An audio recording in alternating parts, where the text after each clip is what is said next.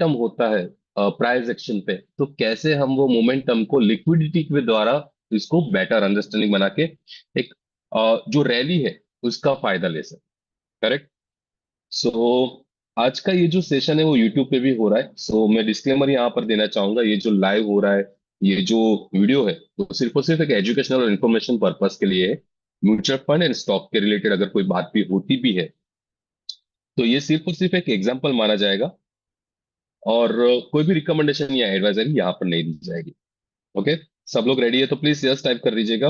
And बहुत ही शानदार rally कल का सेकंड हाफ के बाद, कल 2:30 बजे के बाद एक अच्छी खासी रैली मार्केट में हमें देखने को मिली। शुरुआत करते हैं हमारे टॉपिक को। सबसे पहले इंट्रोडक्शन से मैं यहाँ पर शुरुआत करूंगा लिक्विडिटी के। लिक्विडिटी जो है जनरली एक तरह से ऐसे मान लो कि जहां पर प्राइसिंग जो है वो अगर आगे बढ़ना चाहती है या फिर एक रिवर्सल लेती है, तो वहां पर हमें लिक्विडिटी ज्यादा देखने के लिए मिलती है। इसका मतलब कोई भी अगर रिवर्सल आ रहा है, राइट, या तो ब्रेकआउट या ब्रेकडाउन आ रहा है, तो वहां पर हमारे पास लिक्विडिटी जो रहेगी वो ज्यादा रहेगी। आसान परिभाषा में अगर इसको अगर आपको समझना है तो ओबीवी ऐड कर सकते हैं, ऑन बैलेंस वॉल्यूम। जहां कहीं पे भी अगर आपको स्पाइक्स दिखेंगे, जहां कहीं पे भी एक रिवर्सल के स्पाइक दिखेंगे, तो वहां पर आपके पास लिक्विडिटी, इसका मतलब कि वॉल्यूम पे भी यहां पर स्पाइक देखने को मिलेंगे। जैसे जैसे यहाँ पर प्राइस एक्शन अगर यहाँ पर कम होती हुई नजर आएगी, वॉल्यूम की वैसी वैसी यहाँ पर इंटरप्रिटेशन रहेगी।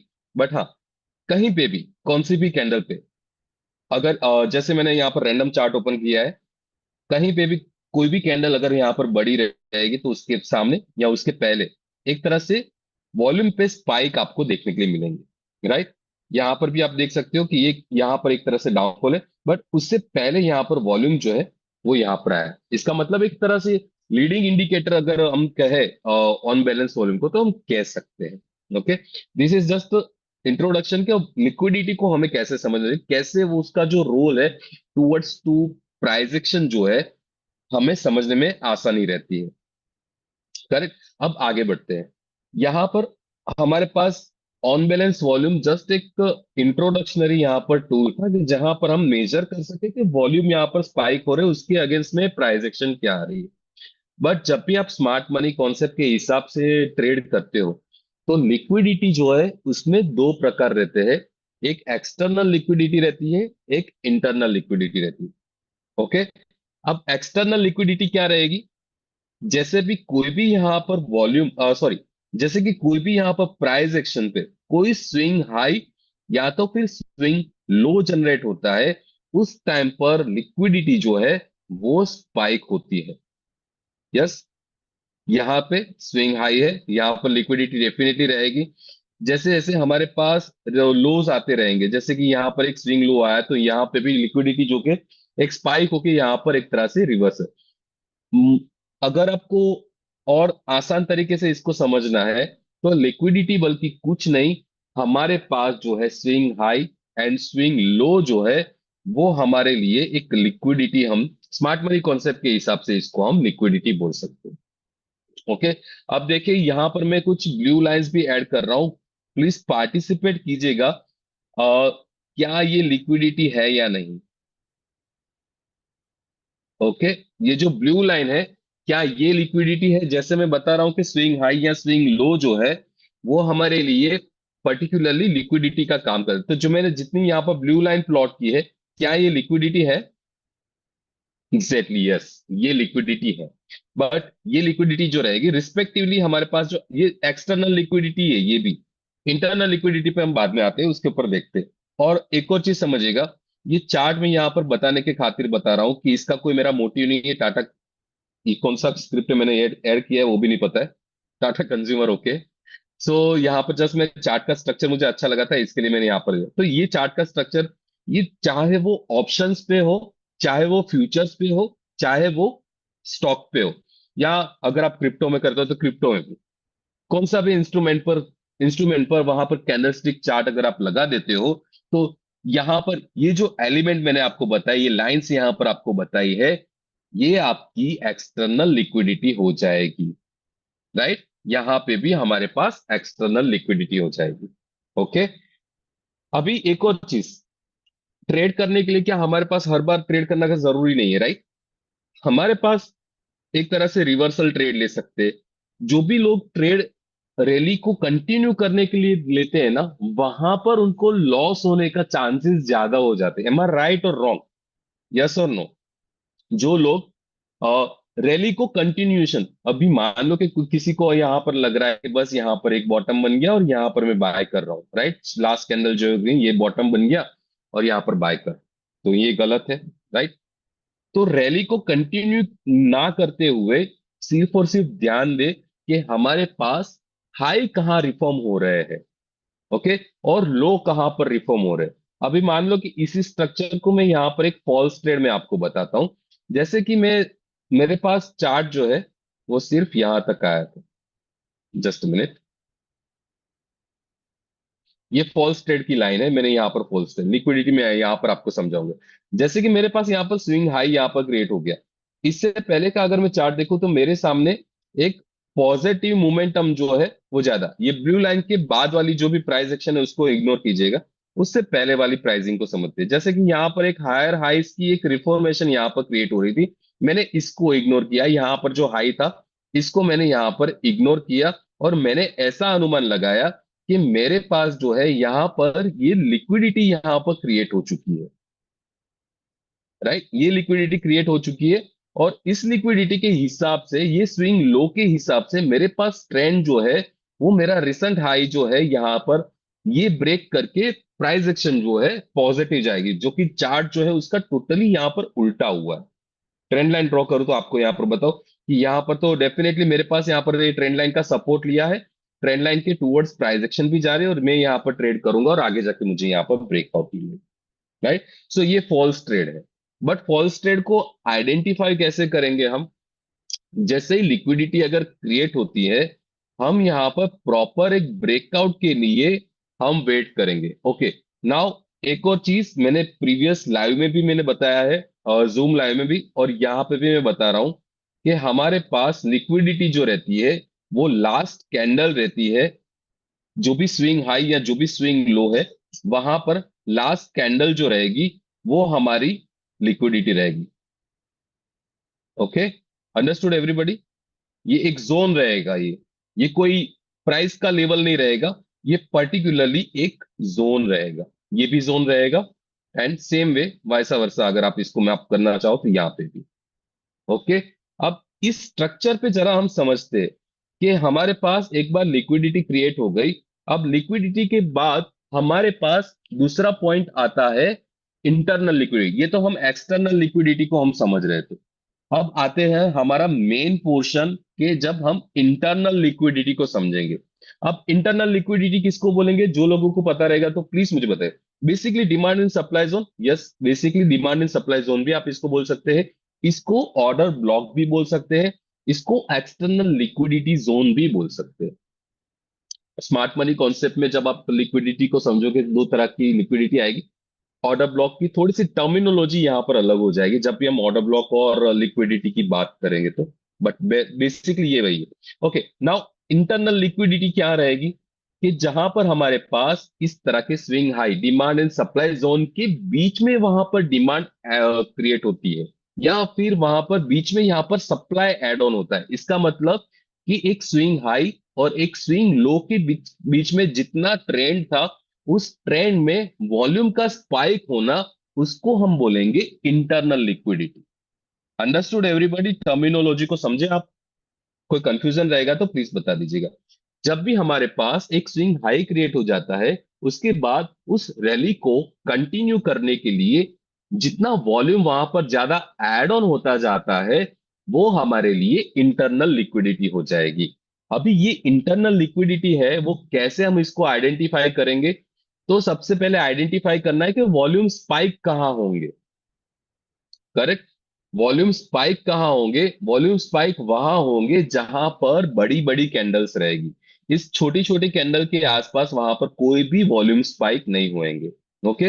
हम फॉल्स ट्रेड पर वापस आ जाते हैं और फॉल्स ट्रेड को आइडेंटिफाई करेंगे, क्या हमारा फॉल्स ट्रेड हमें से हम अगर ट्रेड करने से बच चुके हैं या नहीं। सो हमारे पास यहाँ पर ये लिक्विडिटी, ये एक्सटर्नल लिक्विडिटी, मैंने यहाँ पर अंदाजा लगाया कि ये एक्सटर्नल लिक्विडिटी हुई। उसके बाद मेरे पास यहां पर फेयर वैल्यू गैप होना चाहिए, 3 कैंडल का कंजिक्यूटिव, एक प्रीवियस कैंडल का हाई, तीसरी कैंडल का लो, एंड ये हमारे पास बुलिश फेयर वैल्यू गैप होना चाहिए। कितना, कौन सा? बुलिश फेयर वैल्यू गैप यहां पर होना चाहिए। ये हमारे लिए हो जाएगा इंटरनल लिक्विडिटी। ध्यान में रखिए, फेयर वैल्यू गैप को मैं यहां पर इंटरनल लिक्विडिटी इसके लिए बोल रहा हूँ। फेयर वैल्यू गैप है ना, जब भी उसका टर्म में बताता हूँ। सबसे पहले फेयर वैल्यू गैप को समझते हैं। हमारे पास 3 कंसिक्यूटिव कैंडल्स कुछ इस तरह से जनरेट होती है यहां पर, और कुछ इस तरह से 3 कंसिक्यूटिव कैंडल्स हमारे पास जनरेट हुई। उसके साथ हमारे पास इसमें विक्स भी थे।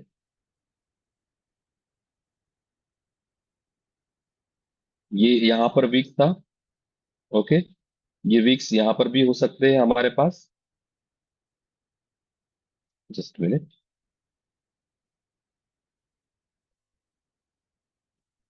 और एक इसमें भी हम कहीं ना कहीं एक विक्स को आइडेंटिफाई करेंगे।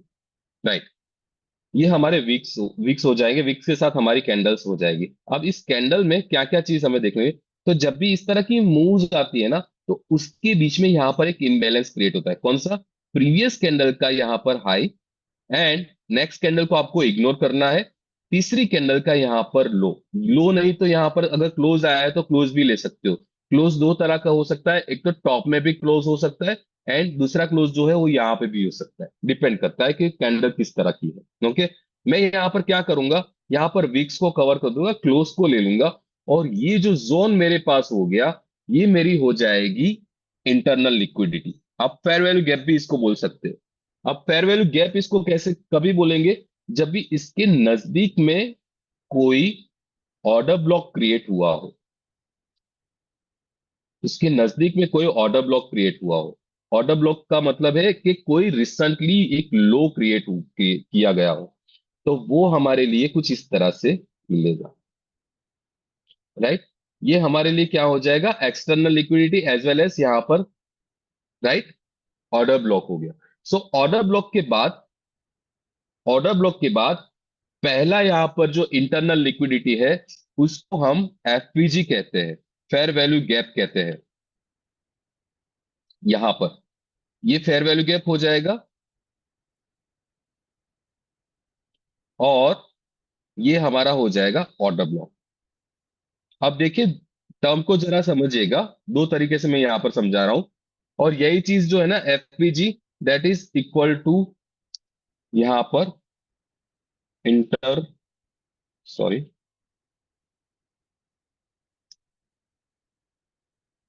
Internal liquidity. Fair value gap is equal to internal liquidity. But अगर कोई ऑर्डर ब्लॉक क्रिएट हुआ है, उसके बाद अगर फेयर वैल्यू गैप क्रिएट हुआ है, तो उसको हम फेयर वैल्यू गैप कहेंगे। बट यहां पर ट्रेंड को कंटिन्यू करने के लिए बाद में वापस इसी तरह की पैटर्न रिपीटेशन होती है, दैट इज इंटरनल लिक्विडिटी। दो फर्क है, एकदम मामूली सा यहाँ पर फर्क है। ऑर्डर ब्लॉक के तुरंत बाद एफपीजी आता है, एफपीजी के बाद जो है वो इंटरनल लिक्विडिटी एड ऑन, और वो वहां पर होती रहती है। ओके, इस स्ट्रक्चर को समझ चुके हैं तो प्लीज यस टाइप कीजिएगा। Order block, internal liquidity, and fair value gap की टर्म को आप यहां पर समझ चुके हैं तो प्लीज यस टाइप कीजिएगा। ओके, और ये हर जगह आपको देखने को मिलेगा, चाहे ऑप्शन का चार्ट हो, चाहे वो फ्यूचर का चार्ट हो, कहीं पे भी मिलेगा। ओके, तो इसको हम फिलहाल के लिए यहां से हम निकाल देते हैं और आगे बढ़ते हैं हमारे कॉन्सेप्ट की तरफ। सो मैं यहां पर था कि अगर मैं यहां पर फॉल्स ट्रेड अगर करता हूं यहां पर, तो कैसे मुझे पता चलेगा। तो सबसे पहले मेरे पास ऑर्डर ब्लॉक क्रिएट हुआ, ऑर्डर ब्लॉक के बाद मेरे पास यहाँ पर तुरंत ही एक फेयर वैल्यू गैप क्रिएट हुआ, जो कि मैंने यहाँ पर मेंशन किया, ये छोटी वाली। और उसके बाद में यहाँ पर क्या लेता था, एंट्री लेता, लॉन्ग पोजीशन की यहाँ पर एंट्री लेता था। यहाँ पर स्टॉप लॉस मेरा जो लिक्विडिटी था उससे थोड़ा सा बफर में मेरा स्टॉप लॉस रहता था। लिक्विडिटी इन द सेंस कि यहाँ पर जो रिसेंटली जो लो आया था उससे। और 1:2 का मेरा यहाँ पर टारगेट रहता था, 1:2 का। तो क्या हुआ वहां पर कि प्राइस एक्शन आगे नहीं बढ़ पाई, और यहाँ पर जैसे ही हाई क्रिएट हुआ, हमारा जो लिक्विडिटी था वो यहाँ पर ब्रीच हो गया। यहाँ पर इस जो फेयर वैल्यू गैप जो है वो यहाँ पर ब्रीच हो गया, और प्राइस एक्शन उसके नीचे भी चली गई। तो आपके पास एक क्लियर कट साइन है कि ये जो है आपका फॉल्स ट्रेड है। आपने ट्रेड जो है यहाँ पर गलत लिया है। बट जब भी कभी हमारे पास सही ट्रेड जो रहेगा वो ट्रेंड के डायरेक्शन में रहेगा, वो सबसे ज्यादा अच्छा ट्रेड रहेगा। 1:2 तो यहाँ तो मिला नहीं। अब चेक करते हैं हमारे पास जो एक्सटर्नल लिक्विडिटी हमारे पास यहाँ पर एड ऑन हुई थी। एक्सटर्नल लिक्विडिटी जो हमने मार्क की वो कहाँ पर की, यहाँ पर की, इस कैंडल पे। उसके बाद मुझे यहाँ पर चाहिए एक बेरिश फेयर वैल्यू गैप चाहिए, मुझे बेरिश फेयर वैल्यू गैप कहां पर है। ये पूरे चार्ट पर कहीं पे भी बेरिश फेयर वैल्यू गैप यहां पर नहीं है। एक दिन का चार्ट में यहां पर देख रहा हूं, आपको 5 मिनट के चार्ट में और 1 मिनट के चार्ट में भी वैसा ही रहेगा। अगर प्राइस को ऊपर नहीं जाना है तो डेफिनेटली आपके सामने कुछ इसी तरह का स्ट्रक्चर आएगा। एक पॉइंट आएगा जहां पर प्राइस एक्शन सडनली कोई स्पाइक देगी डाउन साइड पे, राइट। ये यहां पर हमारे पास एक्सटर्नल लिक्विडिटी या तो फिर ऑर्डर ब्लॉक, यहां पर हमारे पास इस तरह का एक फेयर वैल्यू गैप या तो फिर एक क्या बोल सकते हैं इसको, इंटरनल लिक्विडिटी। लिक्विडिटी जैसे ही यहां पर ऐड होती है, हमारा ट्रेंड और ट्रेड जो है वो कंफर्म हो जाएगा। यहां पर हम शॉर्ट पोजीशन करेंगे थर्ड कैंडल के आसपास। हमारा स्टॉप लॉस जो रहेगा वो इस बफर के आसपास, थोड़ा सा बफर के पास यहाँ पर स्टॉप लॉस रहेगा। 1:2 का यहाँ पर मिनिमम टारगेट जो है वो रहेगा। 1:2 का टारगेट जो है वो मिनिमम रहेगा। अब जैसे मैंने बताया, क्या ये हर बार वैसे ही होगा, आपको लग रहा है क्या ये हर बार इसी तरह का structure? Should we not wait for retracement? No. हमें यहाँ पर एक तरह से रिवर्सल ट्रेड कर रहे हैं हम लोग। यहाँ पर है ना, कोई भी एक फेयर वैल्यू गैप या ऑर्डर ब्लॉक के पास एक ट्रेंड कंटिन्यूएशन के लिए काम नहीं कर रहे। जब भी जैसे कि हमारी शुरुआत ही कहां पर हुई थी कि एक तरह से एक्सटर्नल लिक्विडिटी, एक स्विंग हाई को आइडेंटिफाई करना। स्विंग हाई को आइडेंटिफाई क्यों करना है? क्योंकि हमें एक रिवर्सल ट्रेड चाहिए। सो टर्म आप एक मेथड इसकी समझ लेगा कि जहां पर हमारे पास एक स्विंग हाई रहेगा, स्विंग हाई जो रहेगा इसका मतलब स्विंग हाई को आइडेंटिफाई कर रहे हैं तो हम रिवर्सल ट्रेड लेने के लिए काम कर रहे हैं, ना कि हमें वही स्विंग हाई आने के बाद रिट्रेसमेंट के बाद वहां पर एक तरह से ट्रेंड कंटिन्यूएशन का काम करेंगे। वो यहां पर गलत हो जाएगा। Okay, so am I clear now? आप सबसे ये सवाल है, क्या इस तरह का जो चार्ट का अंडरस्टैंडिंग है, आपको लग रहा है कि यहाँ पर जितनी मैंने यहाँ पर लिक्विडिटी एड ऑन की है वो उसको फेवर करेगा, यस और नो? ये सेम तरह का चार्ट का 1:1.5, 1:1 कितना, 1.5 या 2 तक की मेरा टारगेट हो जाए, देखते हैं। अगेन सेम, यहाँ पर मेरे पास क्या हुआ, क्रिएट हुआ एक्सटर्नल लिक्विडिटी यहाँ पर। सेम यहाँ पर भी हुआ, ये यहाँ पर फॉल्स ट्रेड हो जाता था हमारा। अगर आप इसको यहाँ पर कंसिडरेशन दो ना, तो ये हमारा फॉल्स ट्रेड था यहाँ पे, बाइंग के लिए, पर्टिकुलरली बाइंग के लिए। कैसे? एक्चुअली लिक्विडिटी क्रिएट हुई, उसी के बाद तुरंत ही यहाँ पर एक फेयर वैल्यू गैप हो गया। ये भी नहीं होना चाहिए। अक्यूमुलेशन जोन चाहिए हमें थोड़ा सा, तो वो ब्रिथ वहां पर होनी चाहिए, जरूरी है। कैसे होता है पता है? जैसे ये चार्ट नीचे आ रहा है, नीचे आने के बाद सडनली रिवर्सल आ गया और हमारे पास फेयर वैल्यू गैप क्रिएट हुआ, तो वो वीकनेस ज्यादा रहेगी रेदर देन अगर अक्यूमुलेशन हुआ रहेगा तो वहां पर हमारे पास स्ट्रेंथ ज्यादा रहेगी। करेक्ट? तो ये यहाँ पर फेयर, इस फॉल्स ट्रेड को मैं कैसे आइडेंटिफाई करता था, पर्टिकुलरली ये वाले को। सबसे पहले मेरे पास यहाँ पर स्विंग लो क्रिएट हुआ। स्विंग लो का मतलब है मेरे पास यहाँ पर एक्सटर्नल लिक्विडिटी क्रिएट हुई, बट सेकंड कैंडल में ही यहाँ पर क्या आ गया, फेयर वैल्यू गैप आ गया। तो मेरे पास ये फेयर वैल्यू गैप जैसे मैं यहाँ पर ऐड करता हूं, उसके बाद मुझे एंट्री लेने के लिए यहाँ पर कोई भी एंट्री लेता हूं तो वो गलत हो जाएगी यहाँ पर। और उसके बाद यहाँ पर इसका कारण यहाँ पर ये है कि हमारे पास अगर ऑर्डर ब्लॉक क्रिएट होता है तो वो ऑर्डर ब्लॉक के बाद हमारे पास थोड़ा सा अक्यूमुलेशन जोन होना चाहिए, थोड़ा सा टाइम वहां पर स्पेंड होना चाहिए, जैसा यहाँ पर हो रहा है और जैसा यहाँ पर ऊपर भी हुआ था। हमारे पास एक तरह से ऑर्डर ब्लॉक क्रिएट हुआ, कहीं पे भी हमारे पास फेयर वैल्यू गैप नहीं है, फेयर वैल्यू गैप बहुत ही टाइम के बाद है। और यहाँ पर भी हमारे पास वैसा ही रहेगा कि यहाँ पर हमारे पास एक्सटर्नल लिक्विडिटी क्रिएट हुई, फेयर वैल्यू गैप यहां पर कहीं पे भी क्रिएट नहीं हुआ। पहला फेयर वैल्यू गैप जो है वो यहां पर क्रिएट हुआ, यहां से लेके यहां तक, ये हमारा फेयर वैल्यू गैप हुआ। उसके बाद रिट्रेसमेंट के लिए अगर प्राइस एक्शन आती है तो आप वहां पर अक्यूमुलेशन कर सकते हो, 50-50 या वैसे बाय बाय कर सकते हो, राइट। एक यहां पर देखिए प्राइस एक्शन वापस उसी फेयर वैल्यू गैप के पास मिटिगेट करने के लिए आई, बट उससे पहले हमारे पास यहां पर हमारी एंट्री रहती थी। ये ब्लैक वाला जो एरो है, यहां पर हमारी एंट्री रहती थी। मान लो कि यहां पर हम 50% लेते थे, तो ये ब्लू वाले पे वापस 50% हम ऐड ऑन कर सकते थे।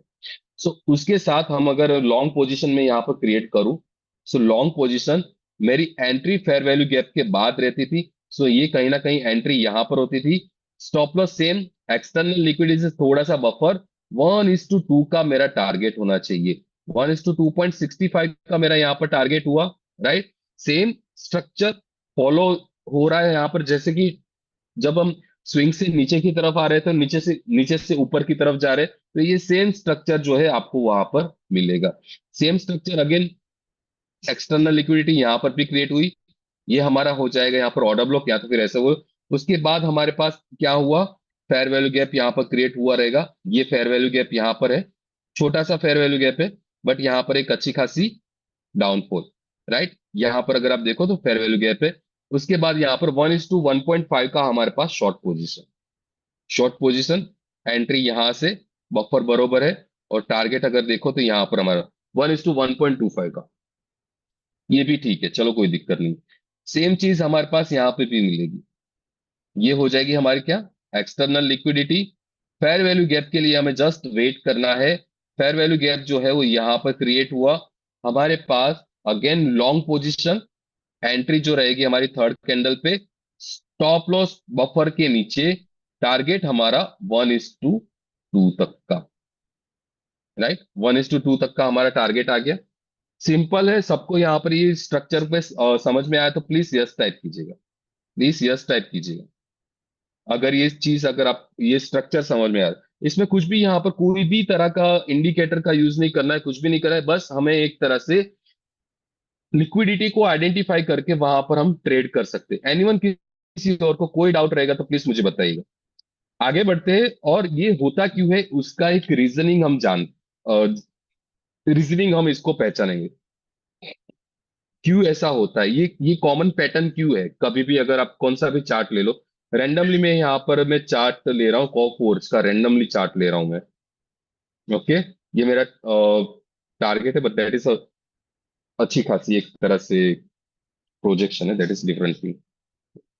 ओके, हम चले जाएंगे अभी फिलहाल के ट्रेडिंग व्यू पे।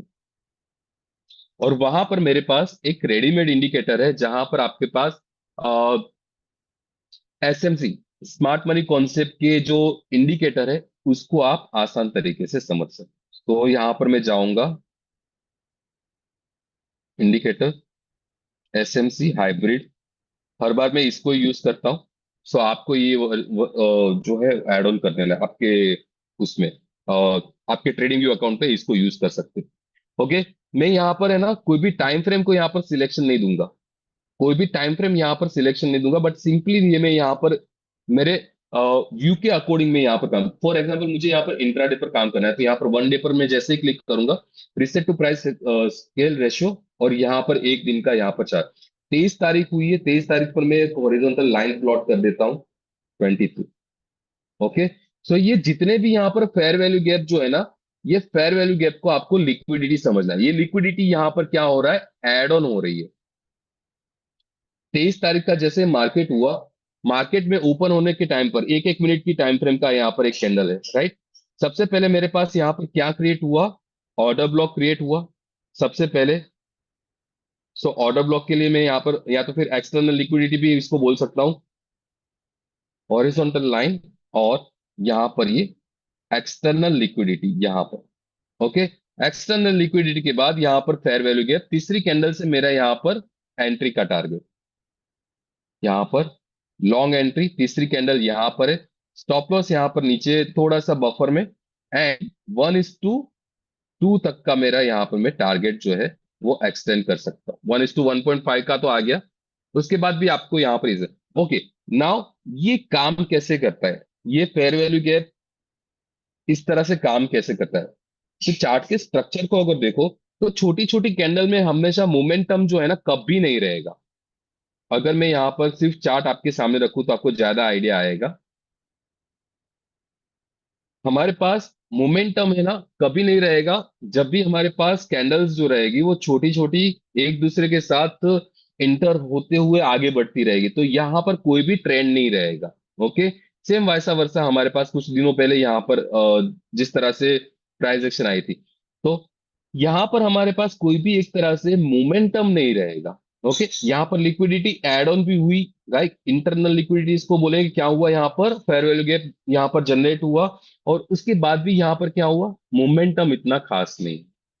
करेक्ट। तो इस तरह के चार्ट के स्ट्रक्चर में हमारे पास मोमेंटम अगर चाहिए हमें, तो वहां पर डेफिनेटली एंड 101% मुझे यहाँ पर fair value gap add on होते हुए नजर आने चाहिए। ये पहला फेयर वैल्यू गैप, कंसिक्यूटिव हम फेयर वैल्यू गैप अगर आते रहेंगे, तो स्टॉक में मोमेंटम जो रहेगा वो बरकरार रहेगा। यहां पर भी, राइट, रिट्रेसमेंट होने के बाद यहाँ पर री एंटर आप आराम से कर सकते हो।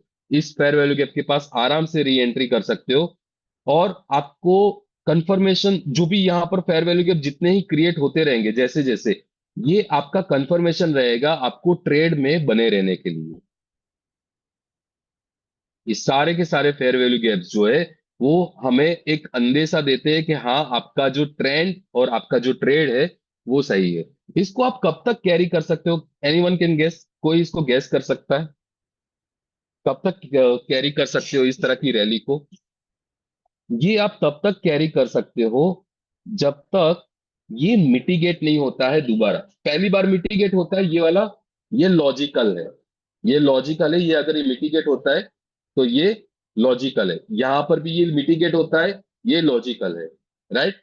बट अगेन, इसी प्राइस एक्शन अगर ये वापिस यहां पर मिटिगेट होता है, दोबारा इसी जोन में प्राइस एक्शन अगर आती है, तो वो है हमारा ब्रेकआउट ऑफ स्ट्रक्चर। ये बीओएस बन जाएगा या चेंज ऑफ कैरेक्टर बन जाएगा। ये दोबारा अगर मिटिगेट होने के लिए आता है, तो ये हमारे लिए एक तरह से ब्रेकआउट ऑफ स्ट्रक्चर भी बन सकता है, मतलब कि एक राउंडिंग टॉप जैसा बन सकता है, और यहाँ पर हमारे पास डाउनफॉल हो सकता है। ओके, आई होप गाइस कि ये भी आप समझ चुके रहोगे फेयर वैल्यू गैप क्यों हमें हमारे ट्रेंड को यहाँ पर ज्यादा फेवर में रखता है।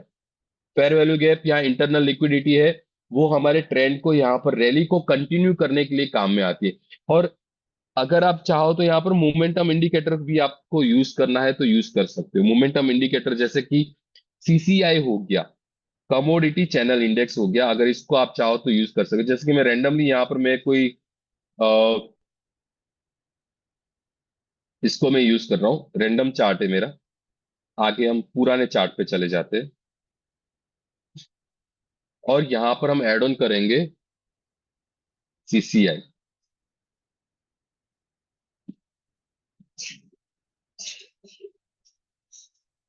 ओके, मैं कुछ भी सीसीआई पर कुछ भी चेंज नहीं करूंगा, सिर्फ मुझे यहाँ पर दो लेवल पे ध्यान को रखना है। बट सीसीआई पर मैं जो मूविंग एवरेज जो है ना, उसको मैं यहाँ पर फिलहाल के लिए निकाल देता हूँ। 100 एंड -100 जो है ना, ये हमारे लिए सबसे ज्यादा इंपॉर्टेंट है, मतलब कि top line and bottom line. Okay, आप ट्रेड पे थोड़े 1 मिनट का चार्ट है, और आप ट्रेड पे थोड़े नजर डालेंगे कैसे हम इसमें ट्रेड कर सकते हैं। सीसीआई जो है वो टॉप से बॉटम की तरफ आता है, और हमारे पास फेयर वैल्यू गैप क्रिएट होता है, तो हमारे पास एक अच्छा खासा ट्रेड रहेगा। ओके, या बॉटम से अपसाइड पे जाता है, तो यहाँ पर जैसे यहाँ पर हमारे पास बॉटम से अपसाइड चेंज होता हुआ नजर आता है, तो हमारे पास अगर यहाँ पर फेयर वैल्यू होता है, फेयर वैल्यू गैप होता है, तो हमारे लिए कोई काम की बात हो। ओके, उसी केस में यहाँ पर भी जैसे कि 100 से -100 के बीच में, यहाँ पर 100 को यहाँ पर डाउन साइड के लिए नीचे जा रहा है, तो नीचे जाने के लिए हमारे पास सीसीआई, तो यहाँ पर हमारे पास कंफर्मेशन आ गया। ये डेफिनेटली दूसरे दिन का यहाँ पर गैप डाउन ओपनिंग है, यहाँ पर डे का ओपनिंग है। बट जैसे ही -100 को यहाँ पर ब्रीच होता है, उसके बाद हमारे पास एक फेयर वैल्यू गैप जो है वो क्रिएट होता होता है वहां पे, राइट। ये 101% होगा, अगर -100 की यहाँ पर बॉटम पर जाता है, तो एक फेयर वैल्यू गैप यहाँ पर क्रिएट होगा, और यहाँ पर ही हमें एक ट्रेड ले लेना है। ओके, कब तक ले लेंगे, 1:3 तक का वहां पर टारगेट रहेगा। तो आगे देखेंगे, जैसे हम यहाँ पर आते हैं बॉटम पे, हमारे पास एक फेयर वैल्यू गैप अगेन यहाँ पर क्रिएट होता है, राइट। यहाँ पर एक फेयर वैल्यू गैप है, छोटा सा ही है, मिटिगेट भी हुआ है क्योंकि यहाँ पर ऊपर की तरफ आया, और उसके बाद हमारे पास बॉटम पे stop loss recent swing high जो है, वो आप यहाँ पर स्टॉप लॉस रख सकते। करेक्ट।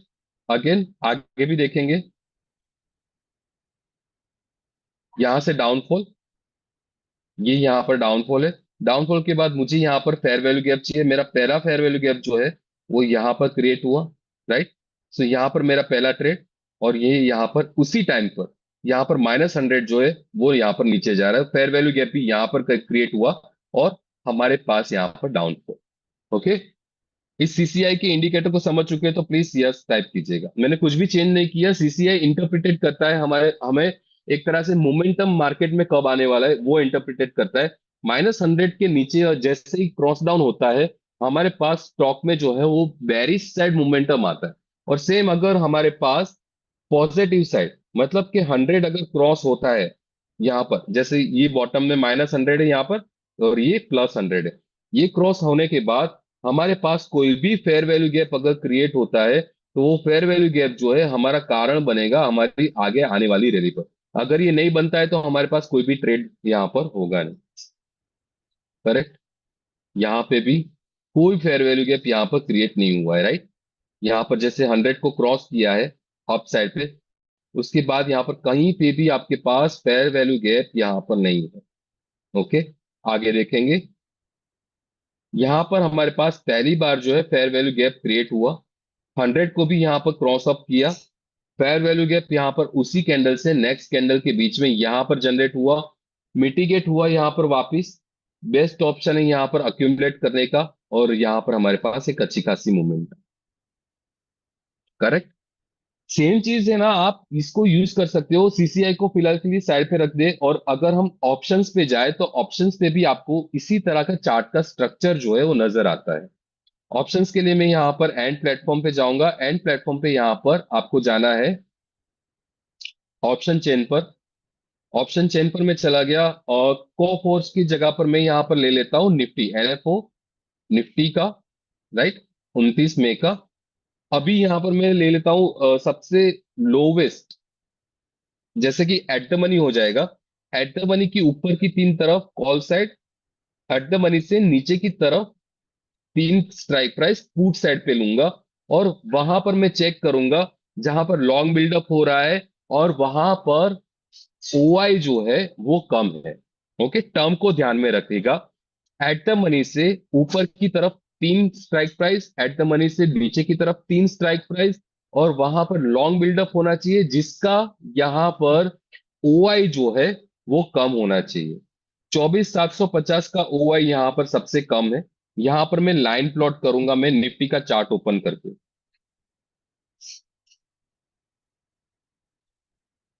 निफ्टी, और ये डेली टाइम फ्रेम है, that is okay fine, no problem, मैं इसको चेंज कर दूंगा। और एक बार मैं यहाँ पर लेवल पर हॉरिजॉन्टल लाइन 750, 24,750 का यहाँ पर मेरे पास लेवल रहना चाहिए।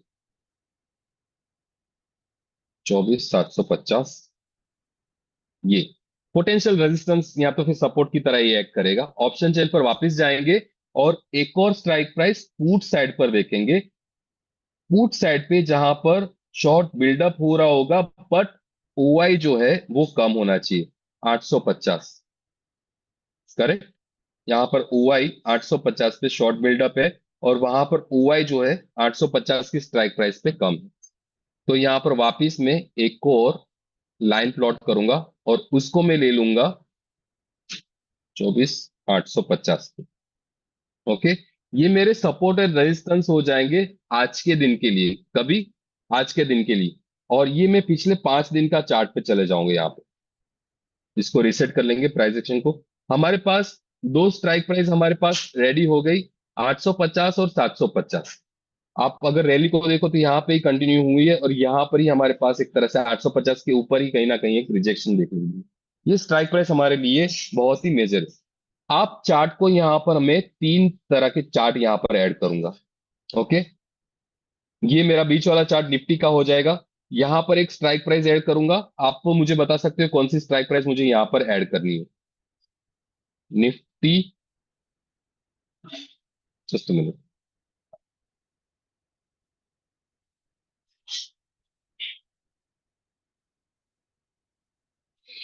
ओके, सो यहाँ पर मैं एट द मनी के ऊपर 750 का चार्ट, 750 का कॉल मैं यहाँ पर ऐड कर रहा हूँ।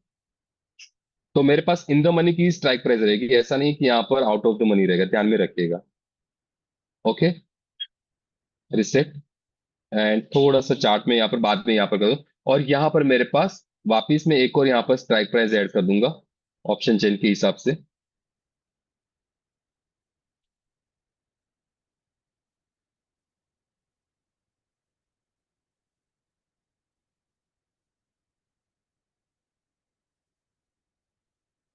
Okay, so left hand side मेरे पास यहाँ पर कॉल है, राइट हैंड साइड पर मेरे पास यहाँ पर पुट है। चार्ट को थोड़ा सा रिसेट कर देंगे, एंड सेम इसका भी चार्ट हम थोड़ा सा यहाँ पर रिसेट कर लेंगे, तीनों तीन चार्ट को हम यहाँ पर रिसेट कर लेंगे। Just minute. Okay, so same prospective हमारा रहेगा। सबसे पहले हम थोड़ा सा क्रॉस चेक कर लेंगे क्या हमारी थियरी यहाँ पर सही है या नहीं। सबसे पहले हमारे पास कोई भी स्विंग लो क्रिएट होगा यहाँ पर, जैसे कि यहाँ पर स्विंग लो क्रिएट हो चुका था। स्विंग लो हमारे लिए एक एक्सटर्नल लिक्विडिटी बन जाएगी, यहाँ पर मैं मार्क कर दूंगा ये एक्सटर्नल लिक्विडिटी। राइट, उसके बाद मेरे पास यहाँ पर फेयर वैल्यू गैप होना चाहिए। फेयर वैल्यू गैप कहाँ पर आया है, यहाँ पर पहला बट छोटा सा एक फेयर वैल्यू गैप है, यहाँ पर बहुत ही मामूली सा फेयर वैल्यू गैप है। जस्ट मिनट, ये छोटा सा फेयर वैल्यू गैप है, यहाँ पर मिटिगेट भी हुआ है तो ये वैलिड भी है। यहाँ पर मैं इसको दो तरह की बाइंग पोजीशन, एक यहाँ पर मैं अक्यूमुलेट कर सकता था, और या तो फिर उससे पहले कहीं ना कहीं यहाँ पर मैंने कुछ अक्यूमुलेट किया होता, यहाँ पर मैंने परचेसिंग किया रहता। ओके, लॉन्ग पोजीशन होगा यहाँ पर, कहाँ पर, सेम जहां पर मेरे पास ये कैंडल अगर एंड होती है तो वहां पर रहेगा, या इसी के आसपास जो है 10 मिनट का टाइम फ्रेम था मेरे पास। सो यहाँ पर 1:2 था मेरे पास यहाँ पर टारगेट, 1:2 से लेके 1:1.5 का यहाँ पर टारगेट।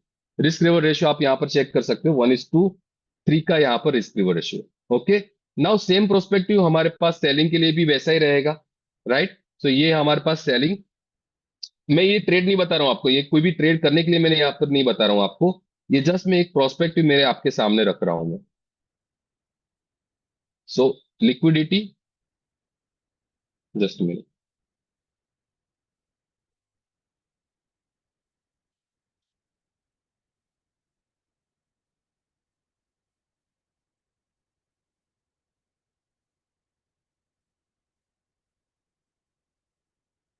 ओके, ये पुट साइड पे मेरे पास अभी मैं यहाँ से ये बॉटम, और ये मेरी क्या हो जाएगी, ये लिक्विडिटी, एक्सटर्नल लिक्विडिटी।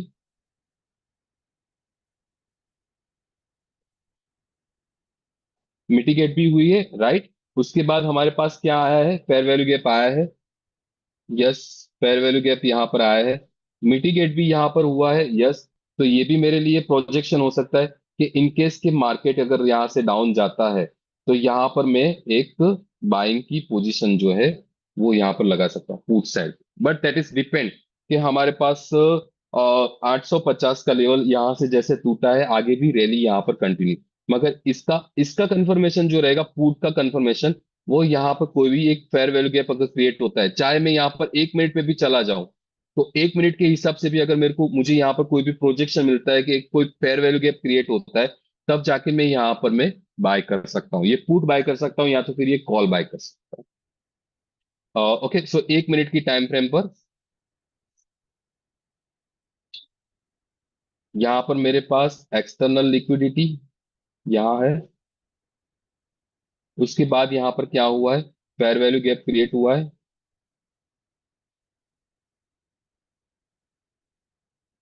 ये फेयर वैल्यू गैप क्रिएट हुआ है। अब ये प्रॉपरली मिटिगेट होना चाहिए, ये ब्रेक नहीं हो जाना चाहिए। सो यहाँ पर देखो ब्रेक हो गया है। सो यहाँ पर मेरा ये फॉल्स ट्रेड है, मैं यहाँ पर कभी भी ट्रेड नहीं करूंगा। ओके, सो ये ऑप्शन का जो स्ट्रक्चर जिन जिन लोगों को समझ में आया प्लीज यस टाइप कीजिएगा। मैं कोई भी यहाँ पर इंडिकेटर नहीं देख रहा हूँ, कुछ भी नहीं देख रहा हूँ, जस्ट मैंने तीन चार्ट लगाए एट द मनी से, जहां पर ओआई कम है वहां पर मुझे एक मोमेंटम भी मिल जाएगा, और सारी की सारी